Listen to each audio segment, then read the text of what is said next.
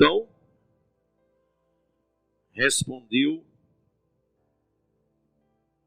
o que trazia as notícias e disse: Israel fugiu de diante dos filisteus, e houve também grande matança entre o povo, e além disso, também teus 2 filhos, Rofni e Finéias, morreram, e a arca de Deus foi tomada. E sucedeu que, fazendo ele menção da arca de Deus, Eli caiu de cadeira para trás, ao lado da porta, e quebrou-se-lhe o pescoço e morreu. Porquanto o homem era velho e pesado, e tinha ele julgado Israel 40 anos. E estando sua nora, a mulher de Finéias, grávida e próxima ao parto, e ouvindo essas notícias de que a arca de Deus era tomada, e de que seu sogro e seu marido morreram, encurvou-se e deu à luz, porquanto as dores lhe sobrevieram. E ao tempo em que ia morrendo, disseram as mulheres que estavam com ela: Não temas, pois deste à luz um filho. Ela, porém, não respondeu, nem fez caso disso, e chamou ao menino Icabode, dizendo: De Israel se foi a glória, porque a arca de Deus foi tomada. E por causa de seu sogro e de seu marido. E disse: De Israel a glória é levada presa, pois é tomada a arca de Deus. Amém? Põe a mão sobre a Bíblia e diga: Pai, fala ao meu coração e me ensina a tua palavra em nome de Jesus. Pode sentar.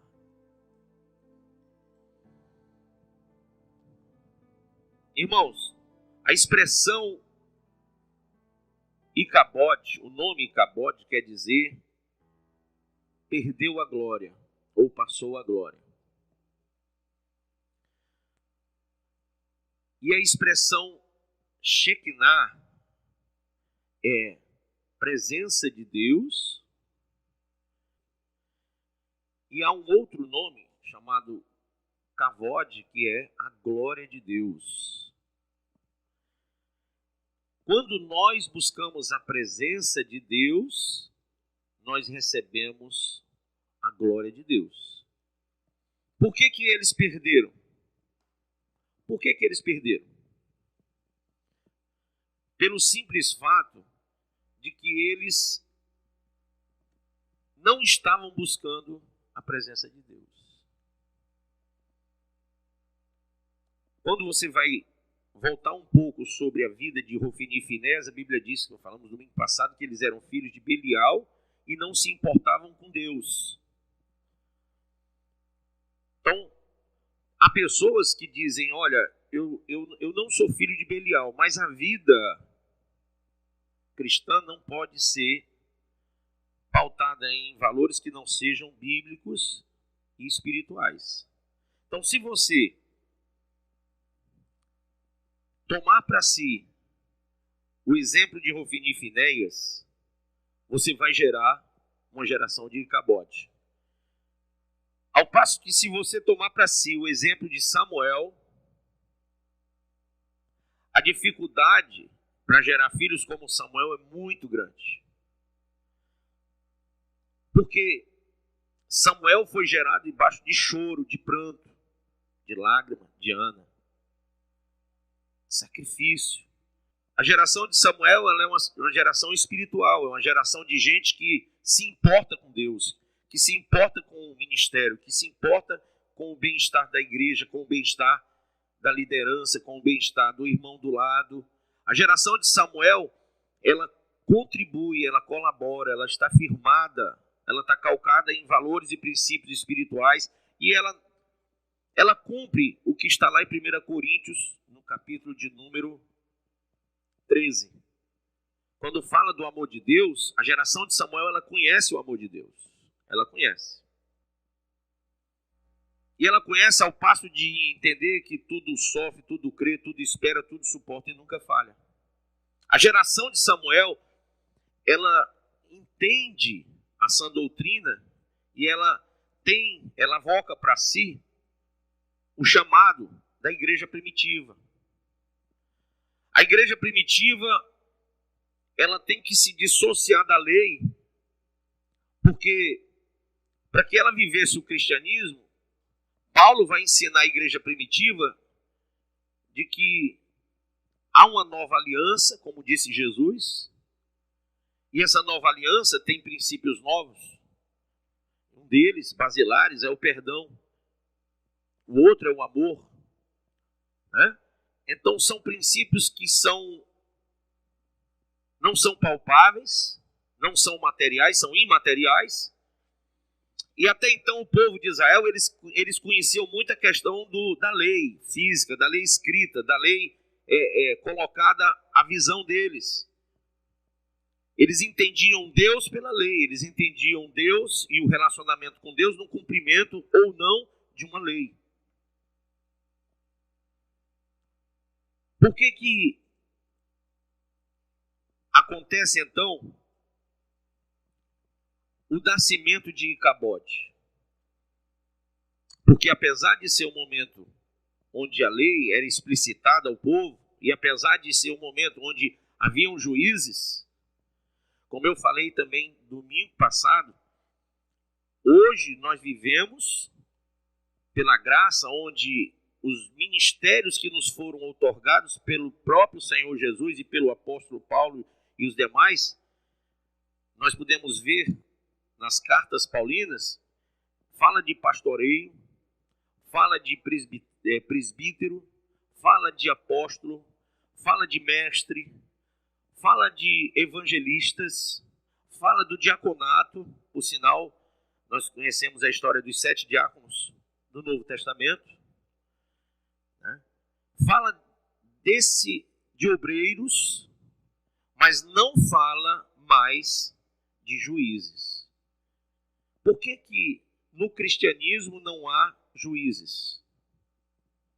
Pelo fato de que o julgamento da igreja só pertence a Deus. O juízo é de Deus. O próprio Jesus diz: não julgueis para que não sejais julgados. Morreu ou não morreu Maria P.A.? Como diz no Ceará, né? Não julgueis para que não sejais julgados. À medida com que vocês julgarem, vocês também serão julgados. À medida com que vocês medirem, vocês também serão medidos. Por quem? Por Deus. Então o cristianismo tira a função de juiz. Aí você diz: não, mas Jesus disse: nem eu vos julgo. Quando ele encontrou uma mulher samaritana, ele disse: onde estão aqueles que te julgaram e que te condenaram? Quando ele vê aquela mulher adúltera, ele pergunta isso para ela. Ela estava cocada ali esperando pedradas. Mas quando ele diz: quem não tiver um pecado, atire a primeira pedra, ninguém atirou pedras e foram embora. E aí ele vai e diz: cadê os homens que te acusavam? Cadê os que te julgaram? Onde estão os teus exatores? A palavra. Senhor, não tem mais nenhum. Então nem eu quer dizer eu posso, mas eu não vou te julgar. Nem eu te julgo. Vai e não peques mais. E o próprio Jesus fala sobre, em outra oportunidade, o juízo não é dele. O juízo vem pela palavra dele. E há um tempo de juízo. Então, em cada uma das dispensações tem um juízo. Eu falei lá de Adão perdendo o Éden e fui até o grande trono branco. Lembram disso? Nós estamos agora na dispensação da graça, onde o juízo é bipartite. Ou seja, ele se dá na visão pré-tribulacional, e como nós somos pré-tribulacionistas, na visão pré-tribulacional, ele se dá pelo arrebatamento e pelos 7 anos. Isso é o juízo da dispensação da graça, para nós que somos pré-tribulacionistas e que entendemos que esse juízo não é para a igreja, mas para Israel. Quem vai ficar nesse juízo vai sofrer com Israel porque não quis receber o unigênito Filho de Deus. Amém? Ele nasce diante de 4 notícias. O povo perdeu a guerra. O sogro morreu aos 90 anos, quebrando o pescoço e caindo para trás. O cunhado morreu, o Rofni, e o marido morreu, o Finéias. Então, diante de 4 notícias doídas, pesadas, nasce Icabode. Isso, por que o senhor está dizendo isso? Porque a partir daí, fisicamente, naturalmente, eles veem o que eles não viram espiritualmente esse tempo todo. Muito embora muita gente identificasse o comportamento dos filhos de Eli, da não importância com as coisas sagradas, aí você olha para a geração de hoje, como eu falei, as pessoas elas não têm a viscosidade do evangelho. Perderam isso, perderam a questão do amor, do perdão, da graça, não entendem a graça, não entendem o que é viver o evangelho, desprezam as autoridades, desprezam a igreja. Nós vivemos no desfazimento social, a distopia social, que quer dizer o desfazimento de normas e regras que mantinham o povo em sociedade, em comunhão. Então hoje ninguém respeita ninguém, ao passo que você chegue em qualquer canto público, você vai ver 2 homens se beijando, 2 mulheres se beijando. Você vai ver menino de 9 anos, menina de 9 anos grávida. Filho não respeita pai. Ovelha não respeita mais pastor. Então você vai ver essa distopia dentro da igreja, nesses dias, porque a geração de Icabode, ela não está nem aí para isso. Ela quer saber dela. Icabode é uma geração que não se importa com Deus. Por quê? Porque ela vem nascida de Finéias. E Finéias não se importava com Deus. É uma geração que não olha para Samuel. É uma geração que não ouve Samuel. Muito embora Samuel fosse pequeno e eles já adultos, os filhos de Eli, mas eles convivem debaixo do mesmo teto e no mesmo sacerdócio, mas Samuel não se influencia com Eli, nem com sua família, mas sua família também não se influencia com Samuel. Então, são 2 gerações concomitantemente no campo temporal e vão crescendo juntos, mas totalmente em desacordo, tanto no comportamento como ideologia de vida. Então, até aí você vai perceber que elas se formam. É o que Jesus chamou de joio e trigo, bispo? É o que Jesus falou do fiel e do infiel? É o que Jesus falou do certo e do errado? Do bode e da ovelha? Do que Malaquias falou entre o que serve a Deus e o que não serve? Sempre essa dicotomia vai existir na Bíblia.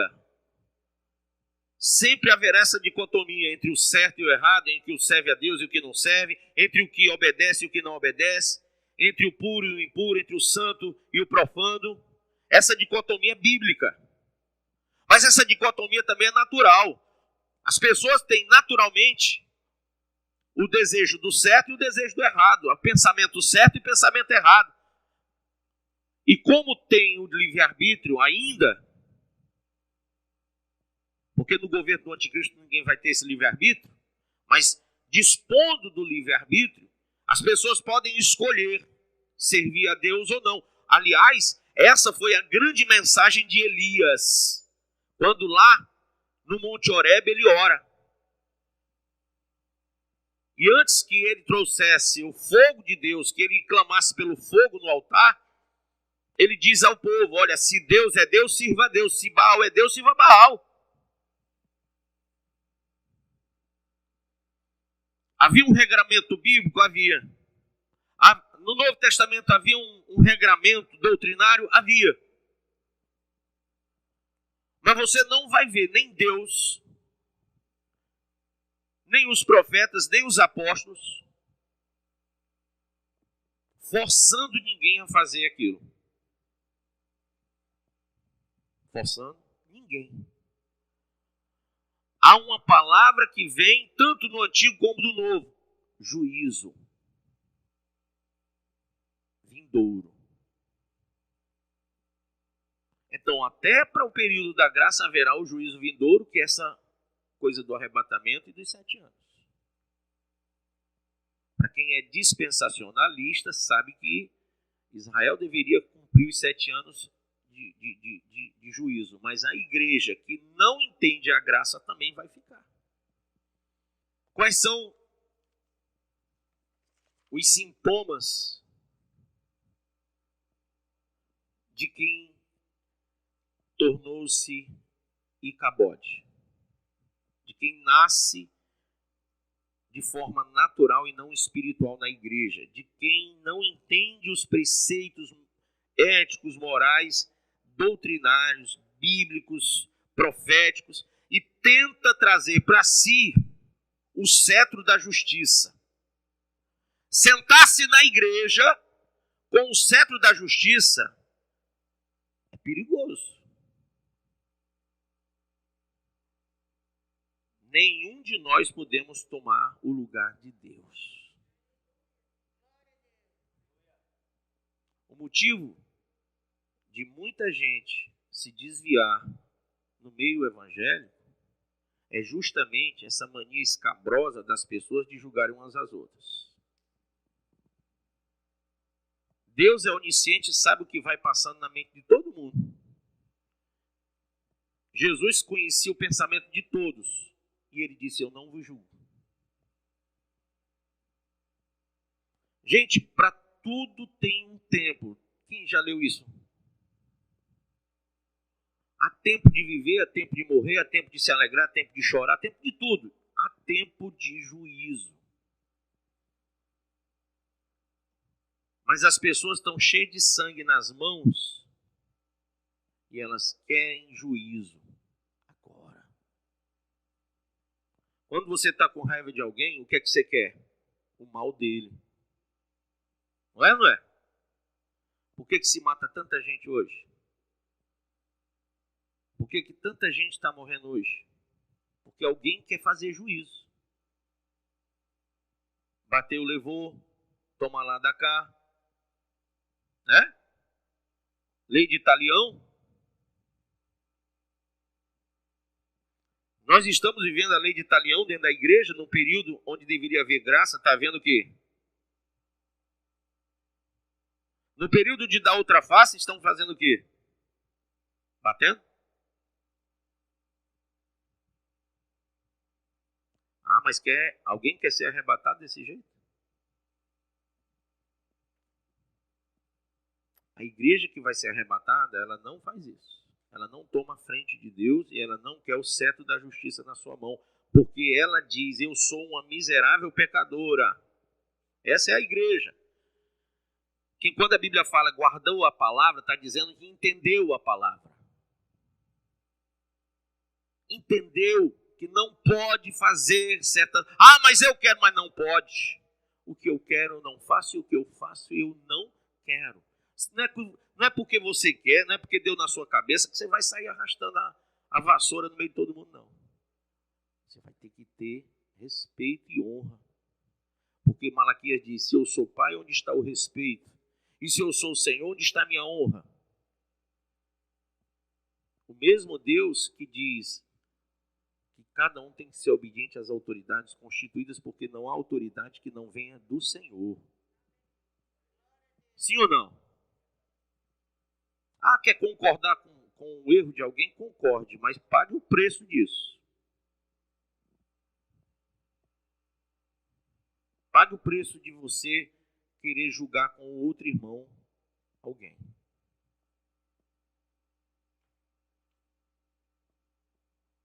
Então, primeira coisa, que quando a Bíblia torna-se para você apenas um amuleto, é o primeiro sinal da geração de Icabote. Quando a Bíblia do crente é apenas uma companhia de igreja, leva e traz, mas ela não faz sentido. Por mais que você leia, você não entende, você não percebe o sangue do Cordeiro de Deus que tira o pecado do mundo. Você não percebe o motivo de estar carregando o livro sagrado nas mãos. Primeiro sinal da geração de Icabote. Segundo sinal é uma perda de autoridade ou de princípio de autoridade. Quem perde princípio de autoridade perde poder. Porque se eu não respeito, se eu sou incoerente com o princípio da autoridade, eu não posso exercer a autoridade. Então esse é o segundo, é uma geração que não reconhece, é o filho que não reconhece a autoridade do pai, da mãe. Já começa chamando de você. Não é sim senhor, não é sim senhora, não é benção pai, benção mãe. Negócio de benção pai, benção mãe, isso é besteira. Isso é coisa dos meus avós.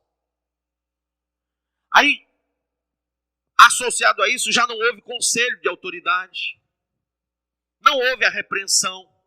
Não aceita ser disciplinado na igreja. Não aceita que a autoridade seja autoridade sobre ela. Por quê? Porque a geração de Icabote, ela não é submissa. Ela quer falar. Ela quer gritar e ela quer espernear. Ela quer trazer escândalo quando a Bíblia fala, ai daquele por quem vier o escândalo. A geração de Icabote, ela não está nem aí se está matando gente, se está morrendo gente, se está desviando gente, se está deixando de ganhar almas. É uma geração de gente que não tem compromisso com o Evangelho. Aliás, existem bandas de rock gospel que eles estão num movimento chamado Desevangelho. É um novo movimento, Desevangelho, nos Estados Unidos e na Inglaterra. Desevangelho, que é o desfazimento do Evangelho. É o povo gospel. Ser gospel não é ser evangélico. O evangélico, ele tem a tendência de viver o Evangelho. O desevangelho nasce nesse movimento gospel que quebra, que rompe com os paradigmas da igreja, com a orientação de Deus para a igreja. Não tem postura, não tem compostura, não tem vestimenta adequada, não se importa em chamar atenção para o mal. Então o cara lá está cantando uma música muito bonita, que vocês, com uma entonação muito bacana, e você começa a adorar naquela entonação, porém você não percebe que eles estão externando o mal, o desevangelho, a distopia. Porque o que a Bíblia diz que os olhos são a janela de quê? Então o que eu vejo entra na minha alma. Então se eu tenho uma igreja onde eu vejo uma estrutura física, organizacional boa, eu vou crescer dentro daquele pensamento. Mas quando eu entro numa igreja em que tudo é de qualquer jeito, onde tudo está desarrumado, eu vou ser desarrumado também. Então, essa geração, ela não quer o passado, ela rejeita o passado, ela rejeita a formação evangélica. Ela rejeita a formação dos ditames bíblicos, espirituais. Ela rejeita a doutrina, como disse Paulo a Timóteo, nos últimos tempos muitos apostatarão da fé, dando ouvidos a espíritos enganadores, não quererão saber da sã doutrina. Então eles não querem saber da sã doutrina. Eles não querem saber dos costumes da igreja. Eles não querem assumir os valores da igreja. Não, porque isso é coisa do passado. Isso não é coisa do passado, isso é coisa da Bíblia, isso é coisa de Deus. O Espírito Santo não mudou, Deus não mudou. Nós temos obrigações com o Evangelho e não com o gospel. Nós temos obrigações com a palavra. A igreja que vai ser arrebatada, ela não rejeita a palavra. A igreja que vai ser arrebatada, ela retém a palavra. Por isso que Samuel não deixava que nada caísse ao chão. Ele retinha a palavra. E reter a palavra é cumpri-la, é vivê-la. Quando a palavra diz, está dito. Quando ela não diz, então não está dito. Ah, mas eu quero que ela diga. Você vai morrer querendo, mas ela não diz. A geração de Icabode, ela não está nem aí para isso. O que é que ela quer? Que o que ela quer seja dito. Por isso que hoje o povo evangélico vai para uma igreja que, agrade aos ouvidos.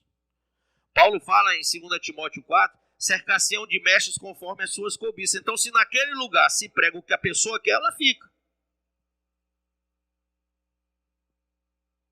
Ainda que isso custe o sangue daquele miserável, daquele pastor que está abrindo as regras de exceções para o povo. Nós não podemos falar onde a Bíblia se cala e nós não podemos nos calar onde a Bíblia fala. Mas existe essa visão. Se a Bíblia não fala, nós não falamos. Existe uma explicação teológica da própria Bíblia, ou seja, é um ditado teológico sobre a explicação bíblica, sobre a hermenêutica bíblica. Quando você vai estudar hermenêutica, uma coisa que você aprende é que a própria Bíblia se explica. Então, se a Bíblia ela explica a si mesma, se ela vai numa concordância tal que ela chega a conclusões e etc, etc, quando ela não conclui qualquer assunto que seja, quando ela não fecha, nós entendemos que não foi revelado. E a Bíblia diz, isto só será sabido quando estiver na presença daquele que é perfeito. Aí tudo será revelado. Então, todas as nossas dúvidas serão reveladas lá. Amém? Então a geração de Icabode, ela nasce no meio dessa corrupção. Prazer no pecado. Pessoas que não respeitam, que não congregam, que não se firmam, que se agregam, que dão escândalo à porta da igreja, como Hofni e Finéias faziam escândalo com as mulheres no templo, faziam escândalo com a oferta do templo. Então, eles não se importavam e escandalizavam. Icabode nasce de uma geração imatura. Então, quando você percebe que um está transgredindo o outro, um está fazendo o outro ser transgressor da palavra. No versículo 24 e 25 do texto, fala que o próprio Eli reconhece que os filhos dele estavam errados. E ele diz assim, não, filhos meus, porque não é boa essa fama que ouço. Quer dizer, estava escandalizando. Imagina você que naquela época não tinha internet, não tinha rede social, mas o Eli já estava sabendo de tudo que estava acontecendo. Então a gente fica pensando assim, por quê que a geração de Icabode não se importava? Por que que Eli, vendo a transgressão dos seus filhos, a palavra que ele dá, olha, pecando homem contra homem, os juízes o julgarão. Naquela época era assim. Se você pecasse contra o seu irmão, o juiz julgava. E ele diz, pecando o homem contra o homem, os juízes o julgarão. Pecando, porém, o homem contra o Senhor, quem rogará por ele? Vocês querem mão mais pesada do que essa daqui? Então as famílias foram morrendo, o conceito de família, por causa dessa geração. Foi gerando muita dor. Você vê que a família de Eli, ela morre por causa dessas desavenças, desses desvaneios que eles vão cometendo. Quando a arca é levada, eles perceberam que a glória passou. Quando a arca foi levada, ela vai para a casa de Jonadab. depois que ela sai dos filisteus, porque ela vai para os filisteus, quem já conhece a história sabe que vai para Ecrom, vai para várias cidades, o povo filisteu adoece e devolve a arca num carro velho, amarrado numa vaca, e eles, para terem certeza de que essa arca tinha que sair da terra deles e voltar para Israel, eles amarram os bezerrinhos e colocam a arca no carro daquela vaca, porque uma vaca não sai de perto dos seus bezerros. Só que a Bíblia diz que aquela vaca sai e vai levar a arca para a terra de Jearim, onde estava Jonadab. E Jonadab recebe a arca. Quem era Jonadab? Pai de Eleazar, pai de Aiô, pai de Uzá. Aquela arca passa 20 anos na casa de Jonadab. 20 anos. Eles eram descendentes de Arão. Eram levitas. Então essa arca fica lá na casa deles, mas eu não escuto, eu não vejo, eu não leio nenhum comentário bíblico de que esta arca, que simbolizava a presença de Deus, na casa daqueles levitas, trouxe alguma glória para aquele lugar, para aquela casa. 20 anos com a presença, mas não teve glória. 1 Crônicas 13, Davi resolve reunir os seus generais e dizer, vamos buscar a arca, porque ele diz, já temos aqui tudo organizado para receber a arca, vamos trazer a arca para Jerusalém, a cidade de Davi. Porém, como é que ela foi deixada?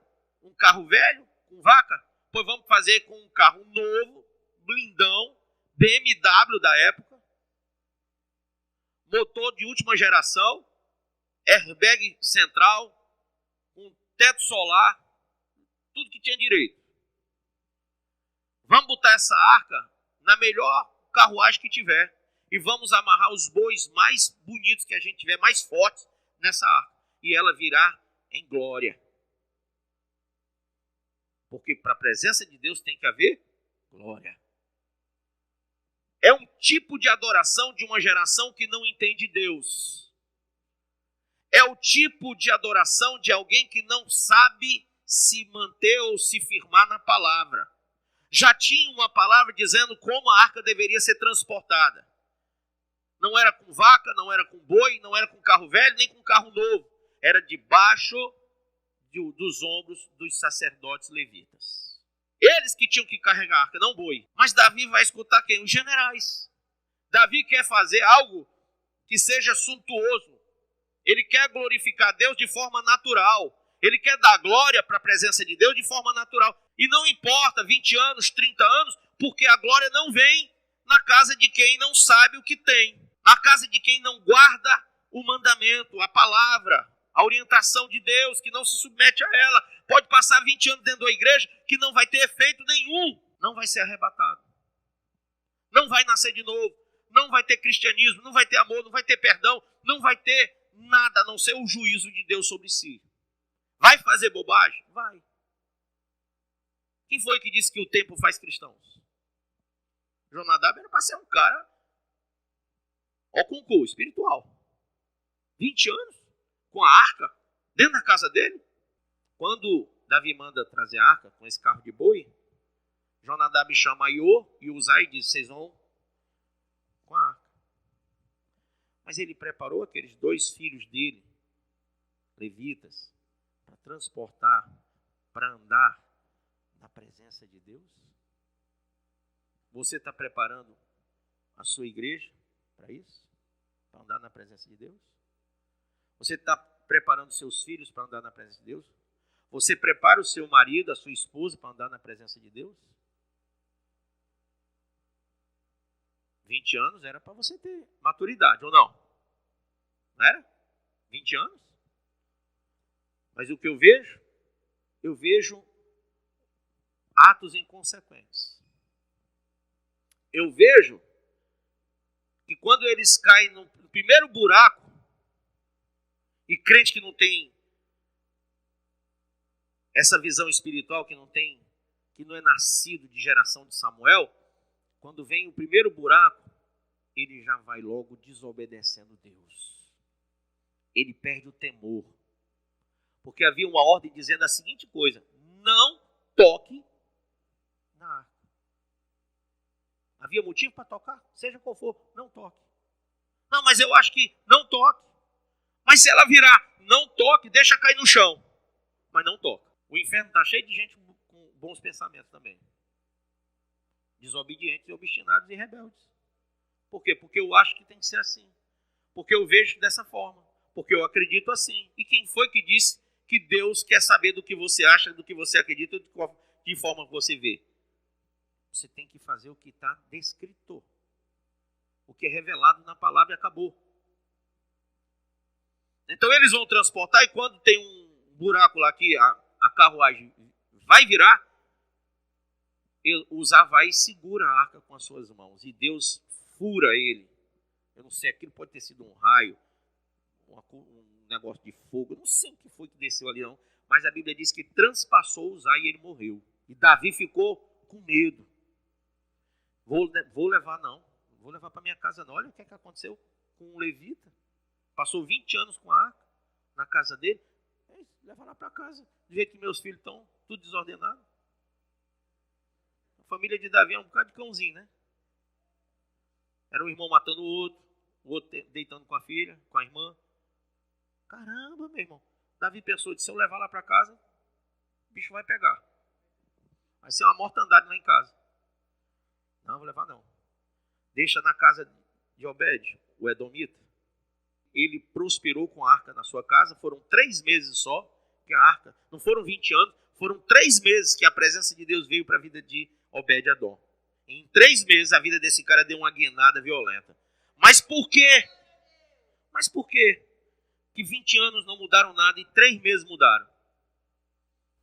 Porque esse aqui, quando entrou na presença de Deus, quando a presença de Deus veio para sua casa, ele limpou a casa todinha, tirou tudo que era impuro. E ele deixou a arca no centro da casa. Ninguém entrava na casa de Obed sem dar de cara com aquela arca e ver que ela estava no lugar mais excelente daquele lugar. Era uma casazinha caindo aos pedaços, mas que em 3 meses virou uma baita de uma mansão. Que em 3 meses teve um lar formado, uma família reestruturada, uma vida econômica abençoada. Foram 3 meses de glória. Porque quando você sabe receber, sabe viver, sabe andar, sabe buscar a presença de Deus, a consequência na sua vida é glória. Você é glorificado. Não é só você que glorifica a Deus, não. Você é glorificado por Deus também. Deus te coloca em lugar excelente. Deus abre portas que estão fechadas. Entendeu? Deus derruba os teus inimigos por terra. Quando você entra na presença de Deus de maneira certa. Quando você obedece o critério. Cadê que a Bíblia diz que Obed foi tocar na arca? De jeito nenhum.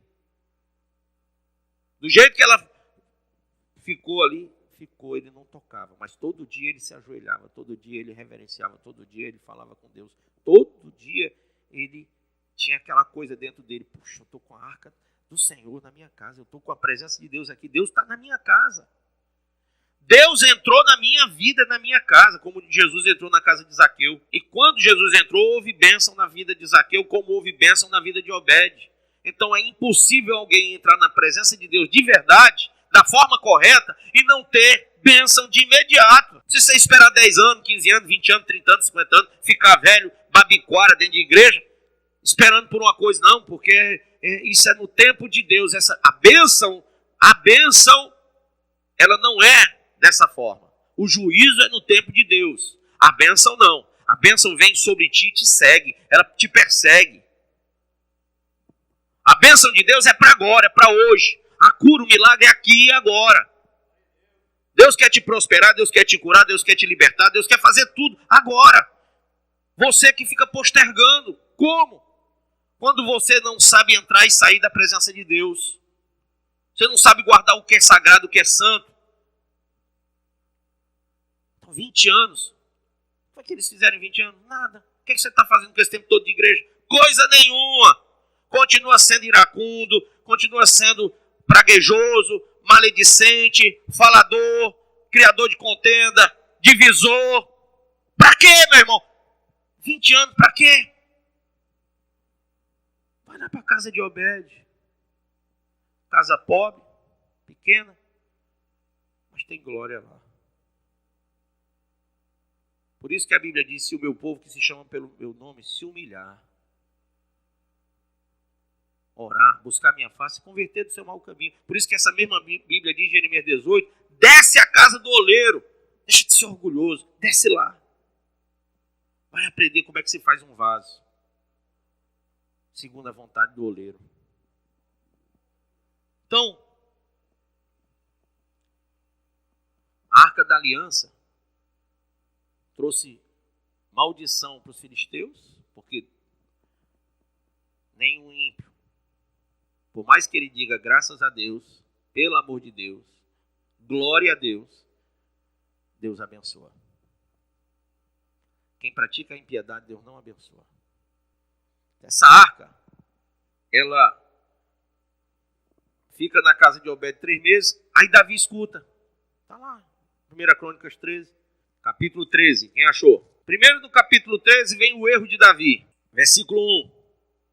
Consultou Davi os capitães de 1000 e os de 100 e todos os príncipes. Alguém está ouvindo aí, sacerdotes? Existe aqui profeta escrito? Não, ele vai nas autoridades que são naturais. Irmão, quando tu vai buscar no natural, tudo que é natural só vai te trazer consequências para a tua vida.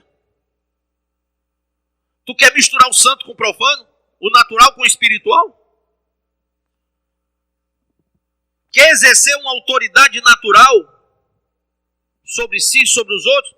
Há uma só autoridade que é espiritual, que vem de Deus, que desce do Pai da Luz, que vem do trono de Deus e está na palavra de Deus. E é pelo Espírito da palavra. Não adianta você querer tomar nas mãos o juízo porque ele é de Deus. Tudo o que você quiser fazer de forma natural traz consequências.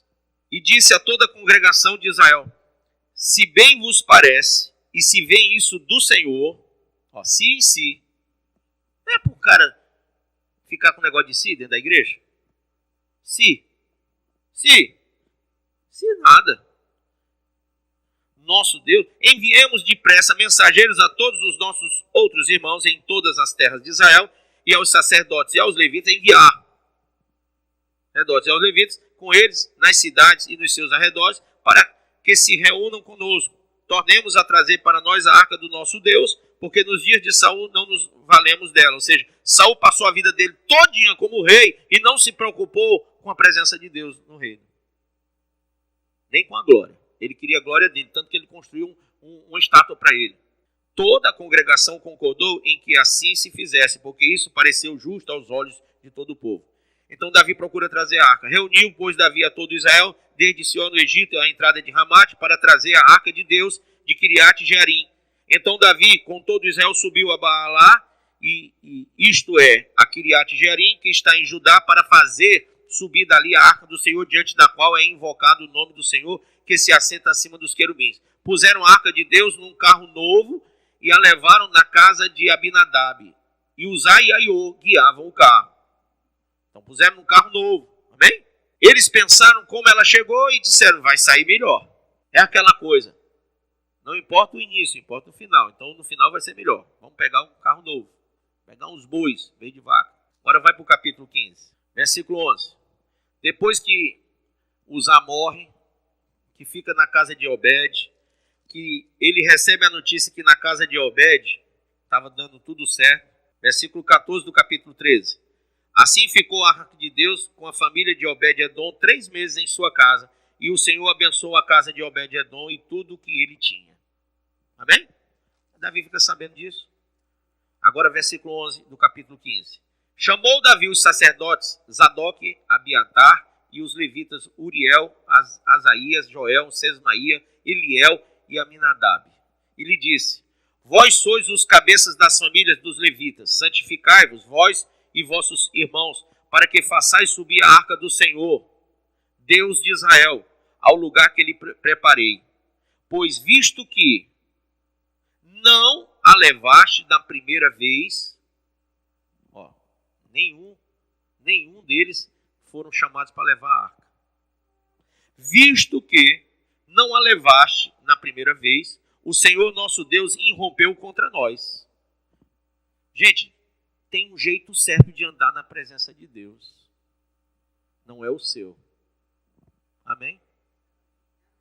Quando você vai do seu jeito, Deus irrompe, ou seja, a morte, a praga, a maldição, porque você tem que respeitar a presença de Deus. Isso, mas eu só quero ir dia de domingo para a igreja. Vá, meu filho, é você que quer. No dia que for Deus que quiser, você vai todo culto. Bispo, eu só gosto de ler a Bíblia só quando o dia termina em ado. Faça. Mas a Bíblia diz: medita de dia e de noite. Todos os dias. Eu só gosto de evangelizar quando vai o Joãozinho comigo. Faça. Mas a Bíblia diz que tem que ser de dois, não fala quem é.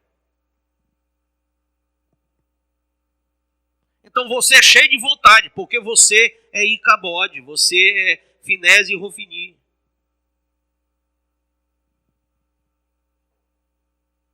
Não serve o exemplo de nenhum deles? Não serve o exemplo de Nadab e Abiú, que acenderam fogo estranho e morreram? Foram consumidos? Não serve. Então está aqui. Davi diz: porque vocês não levaram a primeira vez, o Senhor nosso Deus irrompeu contra nós, porque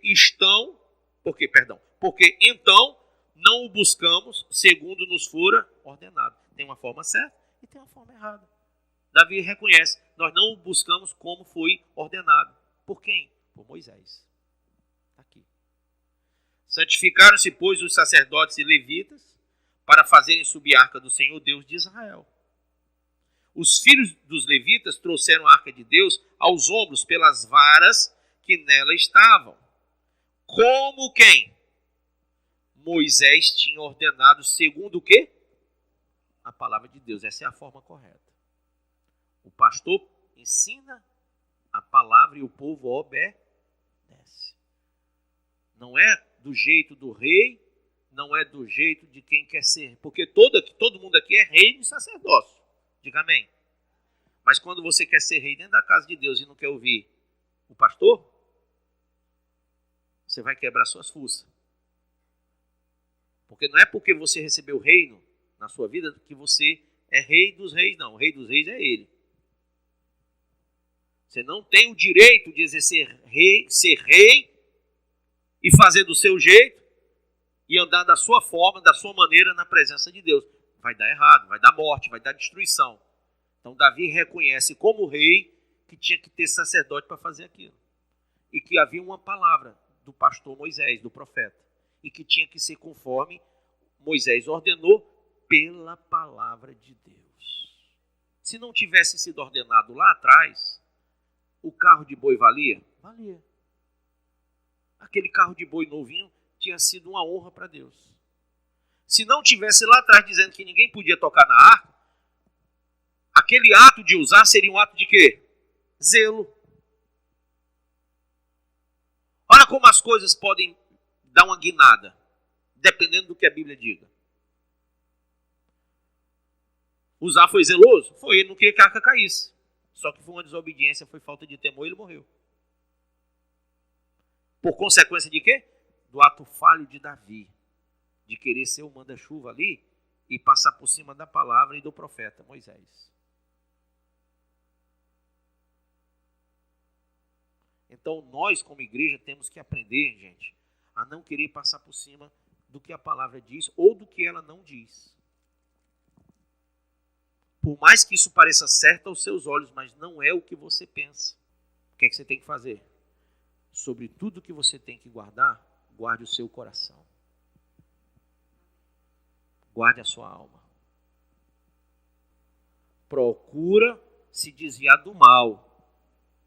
Até da aparência do mal, como está lá em Tessalonicenses 5:22, na primeira carta. Sai do meio deles. Não está escrito? 2 Coríntios 6, lá no finalzinho. Sai do meio deles, e eu serei para vós pai, e vós sereis para mim filhos e filhas, diz o Senhor. Sai disso. O templo foi destruído ou não foi? Foi. 3 vezes. Primeiro de Salomão, depois foi levantado por Neemias. Então, ergueram o templo, reformaram, ajeitaram e tal, derrubaram. Domínio dos povos, né? Aí, na época de Herodes Antipas, faz aquele negócio de novo e levanta.